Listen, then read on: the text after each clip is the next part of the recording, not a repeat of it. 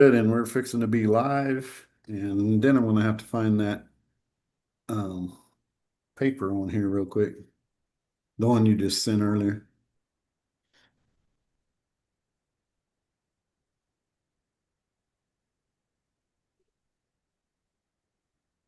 All right, Bill, I'm showing we should be at this You point. need you need the email. Nope, yeah, if you want to send that, and we should be live stream if you want to check the other two real quick.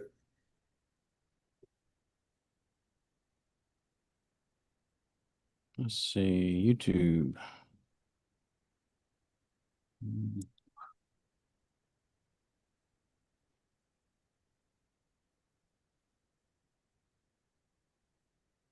My channel live says I got a live. That We means got a live running. we got a lot. We're there then. Let's see. Google, I'm gonna that's mute the thing so it's not talking at me. cool, cool. Um,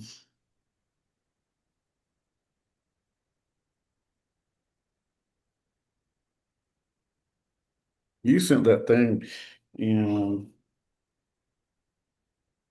Just send that thing in a text or, yep, that's why I'm not finding it on there, Bill. It's not on there. It's on here.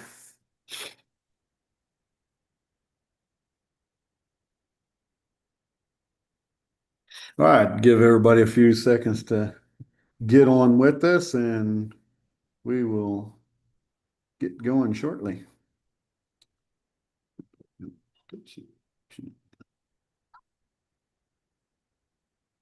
Be right back, y'all. I'm going to go stop throwing my sound. Hey.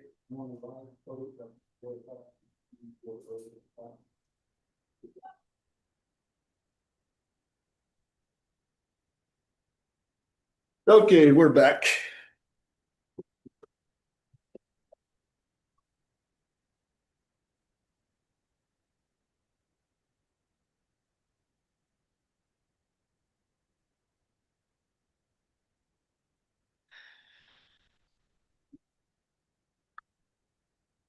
Wonder. It's showing live to both our YouTubes, right? So somebody can be joining from there without I'm signing trying to up. bring yours up now. Cool. Jody Ogden live. That means evidently we're both there. Good deal. That was 6 days ago. Oh, Where's the new one? oh, you know what? Did it? I got to figure out which one we're on again. 52? There is a problem with having more than one YouTube and one more than Ain't one that the truth? video, right? Live, It creates challenges. not 52.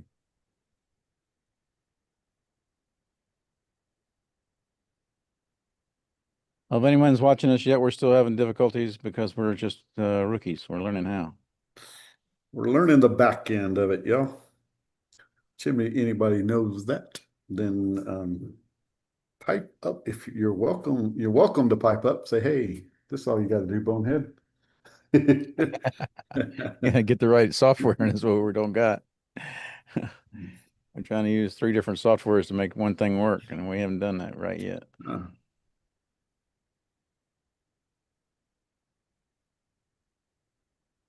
Still not showing.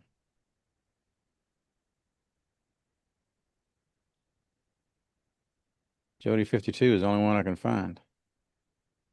Where the crap is it? all right. Well, I'm assuming, Bill, that it should be going on the other one just as well, because if it was both set up and obviously it worked last week. So All either right, way, if it is ranked, we'll assume it is and go from there. we'll go from there. Yep. All right, you ready to start this thing? Yeah, let's roll. Hopefully we got some watchers that have joined us via YouTube. And if y'all want a Zoom link, just hit us up to get that. You can send a DM or message us and get on Zoom with us so you can even ask questions. We might be able to bring you up or whatever as we go. Top chat. I don't see anybody on chat so far. So we're just talking to ourselves, looks like, which ain't all bad, I guess, Yep. considering we're screwing it up still. All right. Here we go. This is Banked on Purpose podcast with Bill and Jody. Texas Bill Pace. I'm a real estate investor, co-living expert, capital raiser. Jody Ogden is a real estate investor. You buy and hold and co-living also, and capital raiser. We are welcome to this On Purpose podcast. We are putting together this one for breaking myths on private lending. Myth busting private lending is the name of this here podcast. This particular podcast. The name of the podcast is Bank on Purpose, and we are trying to align your money with your purpose, teaching people how to handle their money and grow their wealth. So we got myth one. You want to, how we want to read that? I'll read them out, or you want to answer them, or you want to go the other way around? Yeah, however you want to roll with it. All right, we'll just follow the plan here. Like myth one says private lending is only for the wealthy. Yeah, that's definitely not true. Anybody can be a private lender. You can do it with if you got a savings account. You can do it with a retirement account. Self-directed accounts are the best way to do it, if you ask me, or one of the best ways. And then, or if you just got extra cash to lend. And depending on the deals and whatnot, it could be as low as a few $1,000s all the way up to, well, doing fractional actually makes it to where it could be a few $1,000s for a lot of people to team up together to take down a bigger deal. Or if you've got, thousands or hundreds of thousands sitting in one of those types of accounts and you need it to go to work for you, then we can help with that in the sense of if you need any knowledge or any basis there. We're not soliciting for money here. We're just trying to teach the best ways to move it and the most secure ways to make your money grow your wealth. We'll have to do something on the fractional thing in the future, and on a whole different podcast here. For sure. Yeah, because that's a whole myth a whole can of worms in itself doing fractional stuff, but it's can be very lucrative and actually get you into deals that you really couldn't be in any other way. I know people that's, put up, well, I've got a couple business partners that are in a couple of fractional deals that just $5,000 got them to where they're partners in some pretty good real estate deals. So we'll come back to that topic in the future, sir. Yeah. So we're But the looking at main thing is you don't have to have a lot of money to be a real estate investor, especially as a private lender. there you go. Myth number two is private lending is the same as giving someone money with no safety. Well, you can do that, but I wouldn't suggest doing that. Actually, we've got an ebook that teaches you how to protect your money and do it the right way. If y'all would like, you can just shoot us a DM and I'll give you that for free. Because the main thing is keeping your money safe. It's not worth just throwing it out there without keeping it safe. But one of the safest ways I know of to lend and make your money grow is actually using real estate, because the loan is actually backed by real estate, a tangible asset that if we were to get abducted by aliens or something don't work out, then there's potential literally for our investors to not only take the money they would have made, but make even more money in a deal. So it's backed by real estate and you want it. That's the kind I think is the best kind to do, because you have security on the loan. Um, if it don't get paid back, you take the house, you decide whether you want to finish fixing it up or just sell it like it is. Either way, you should make your money back plus money.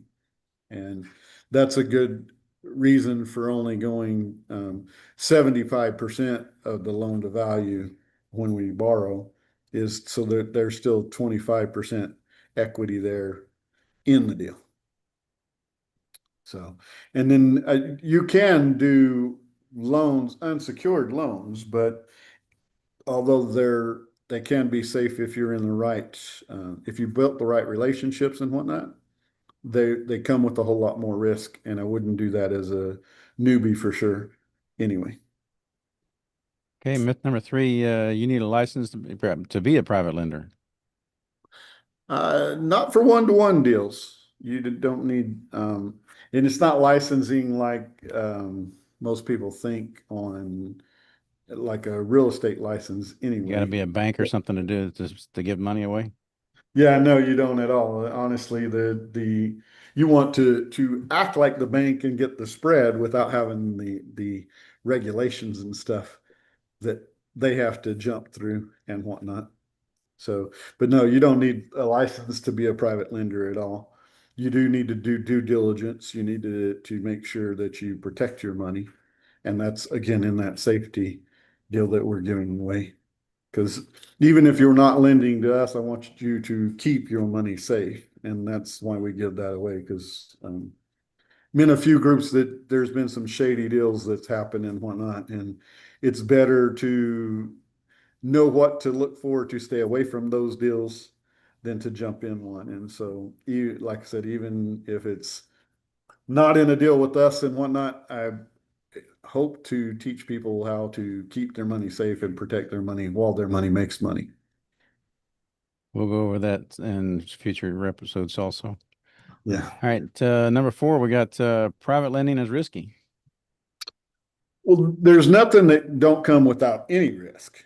But the bonus side of private lending on real estate is you're protected by the value of the house. So obviously who you're lending to matters. So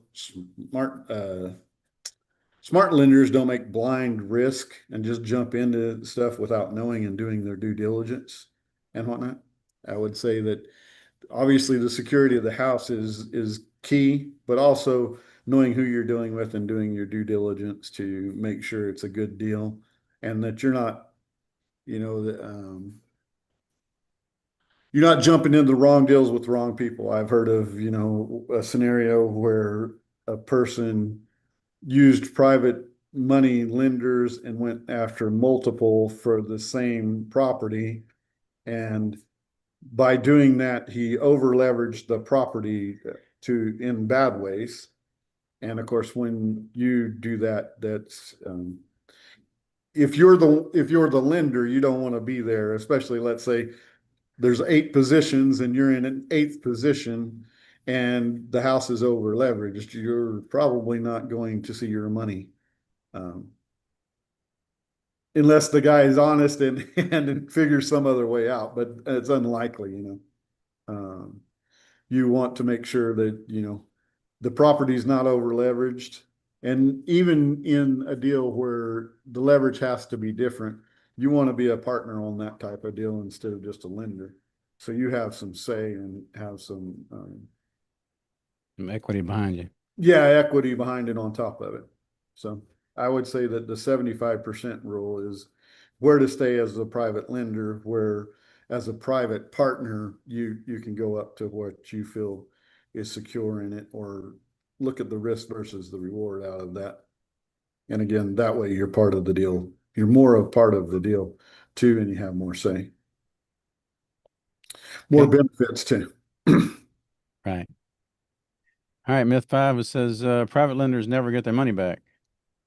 Well, that's definitely wrong. So the thing is with my private lenders is I want to take care of them in ways that we're building long-term relationships because it's not like a one and done here. If you want to do this for a long time, and I plan to be in this game for a long time, I've been in it for a while, plan to do it for a lot longer and better ways. I learned plenty of the wrong ways to do it.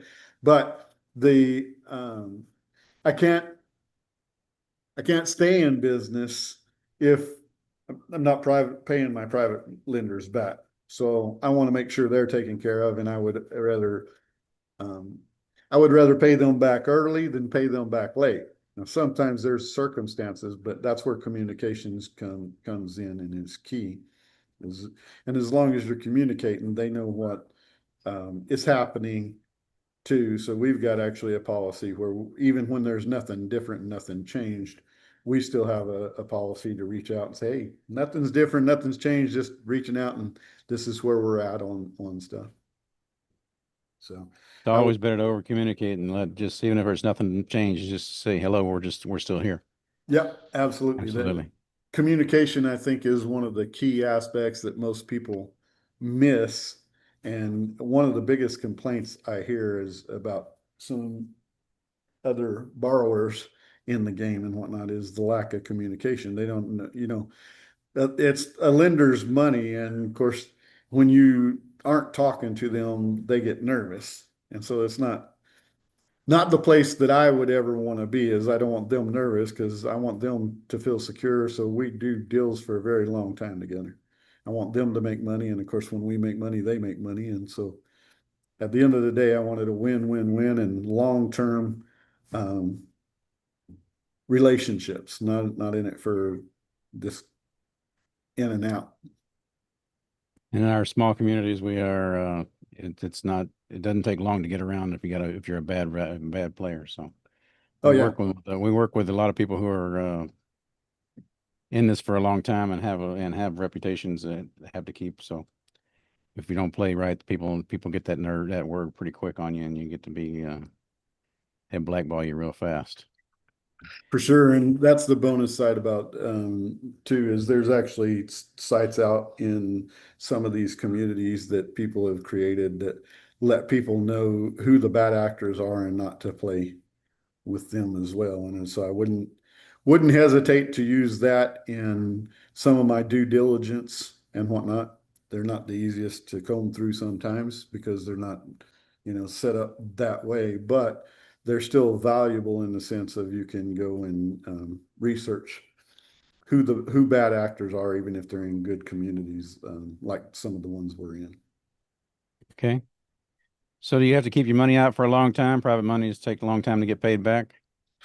It all depends on the deal. I mean, and what you want to do. But no, I mean, there's short term deals that usually last, 6 months to a year. And then there's some people that want to do it long term where they just, you know, 10, 12% interest is a good interest rate. And I don't have to do near as much work if I'm loaning long term on like an equity deal where I'm getting interest only payments for, 10, 20 years. I like that idea in my retirement account, so I ain't got to go babysit it near as often.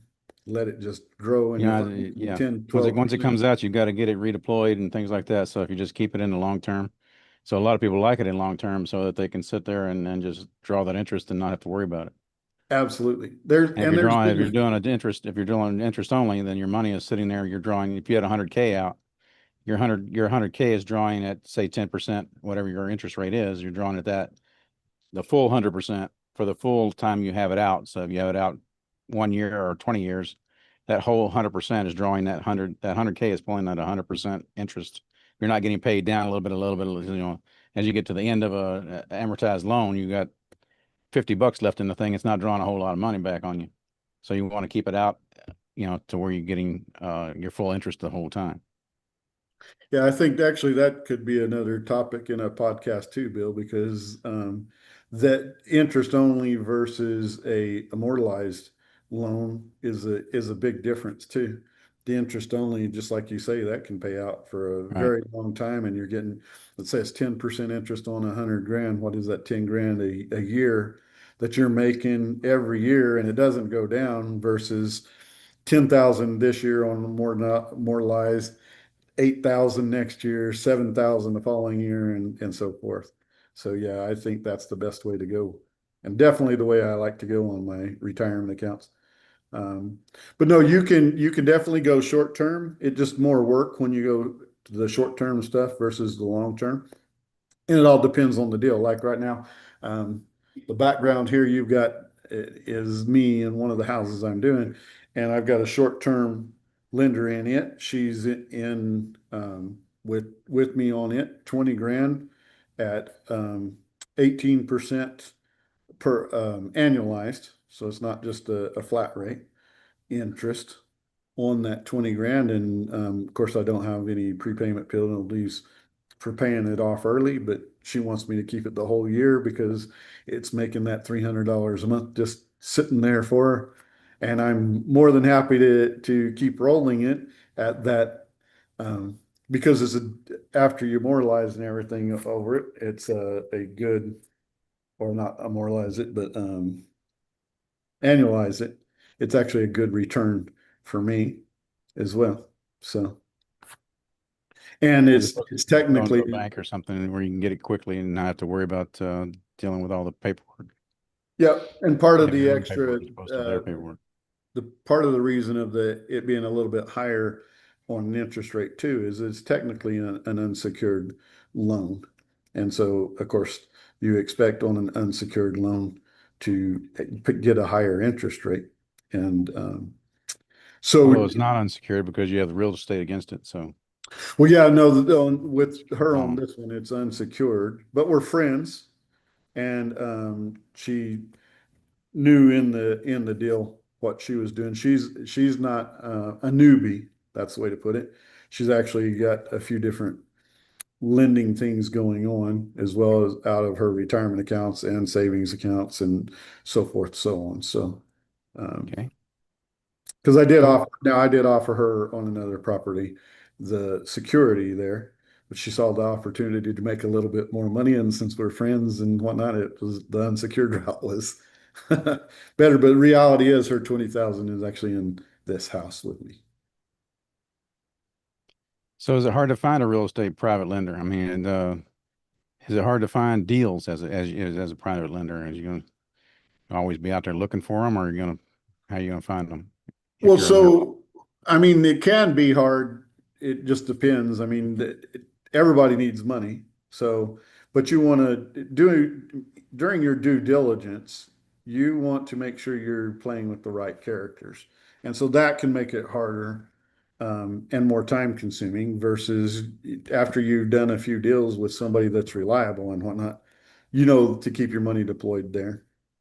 Now, if you're in retirement accounts, then you got to find more than just one person to play with, and that's where I guess the benefit comes to some of the lenders that might be attracted to us in this podcast is technically me and Bill aren't partners, but we're doing this so you could deploy money with me and still deploy it with Bill, and it shows the difference of people. So you're not doing same deals and just recirculating all your money with the same people because after a while that gets to where it's going to be against the rules um, with your self-directed accounts. So Not as long as you're dealing with other people, as long as you're not putting your own time and money into it, it's not benefiting yeah, no, yourself. They could it's keep doing deals with you over and over and over, or me or myself, and then because they have done deals with us and we made sure that they got paid back efficiently, everything was on the up and up, and everybody's got their money back and everybody's happy. It's plenty legally to go ahead and just do another deal. You can just do one deal after another back to back as many as you want. There's no restrictions on how many you can do. It's just a matter of how many that person can get in. How many houses can we find that's going to meet the right criteria to keep your money deployed is the only thing with that sometimes. touche. The where I was meaning is on the legal side of the tit for tat stuff, which we're not doing that with investors anyway. So you're right, they wouldn't have to worry about that. Right. Because it's private. We're not going through a fund or anything. Yeah, We're not guaranteeing a certain amount of money like a banker would you. Every deal is a little bit different. yep, Sometimes it'll work out at 8%. Sometimes it'll work out at 14%. It just depends on where the best numbers work out and what we can put together and make everybody happy. absolutely. That's what it's all about, honestly, is the win, and win. Because at the end of the day, our mission is to help put the people that we want to help into houses as well. So I know with you, it's helping veterans, and that's your mission to help. It's 1,000 veterans get in homes, right? And then mine is to help first responders and blue collar workers be able to live and afford to live in the communities they serve. And so the by helping, if either one of those resonate with anybody, that's who you can reach out to help you.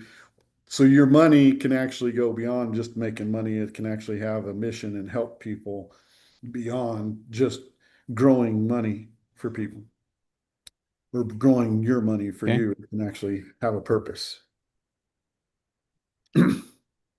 Do they need to understand real estate to be a lender?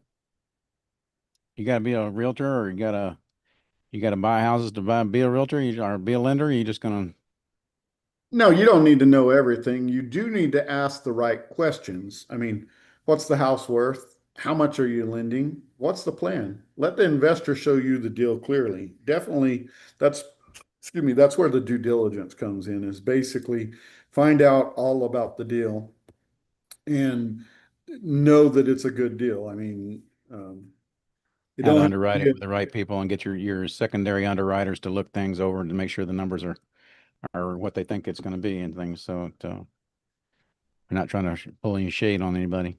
Yep, absolutely. And Absolutely. that again comes to the great thing about that relationship is after you've built that and whatnot, you don't have to go out and keep looking and finding people that and taking bigger risk with different people that may be that shady character. And of course, even on us, do your due You still want diligence. to do your numbers so that you make sure you're right.